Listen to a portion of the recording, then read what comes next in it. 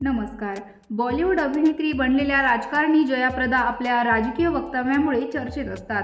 70 आणि 80च्या दशकात या अभिनेत्रीचे नाव बॉलिवूडच्या टॉप हिरोईन्सच्या यादीत समाविष्ट होते.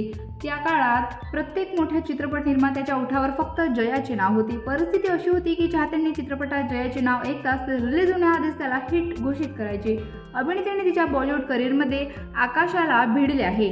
तसेच पण अभिनेत्रीचे वैयक्तिक आयुष्य खूपच तणावपूर्ण होते. श्रीकांत नाहटा आणि जयाप्रदा यांचा विवाह त्यावेळी चर्चेचा विषय बनला होता. कारण असे होते की अभिनेत्री आधीच विवाहित पुरुषाशी लग्न करत होती.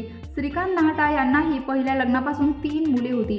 श्रीकांत नाहटा यांनी जयासोबत लग्न करूनही पहिल्या पत्नीला घटस्फोट दिला नव्हता आणि या लग्नानंतर जयाप्रदा यांना दुसऱ्या महिलेचा टॅग मिळाला होता. चित्रपट निर्माते त्याच्यासोबत बॉलिवूडमध्ये काम करण्यास अगदी टाळाटाळ करू लागले आणि एक वेळ अशी आली की जयाप्रदा यांनी श्रीकांत नाहटा यांच्यापासून वेगळे होण्याचा निर्णय घेतला. अभिनेत्रीने आपले घर सोडले आणि वेगळे राहू लागली. श्रीकांत नाहटा आणि जयाप्रदा यांना मूलबाळ नव्हते. यामुळे अभिनेत्रीने तिच्या बहिणीकडून एक मूल दत्तक घेतले. जयाने या मुलाचे नाव सिद्धू असे ठेवले होते.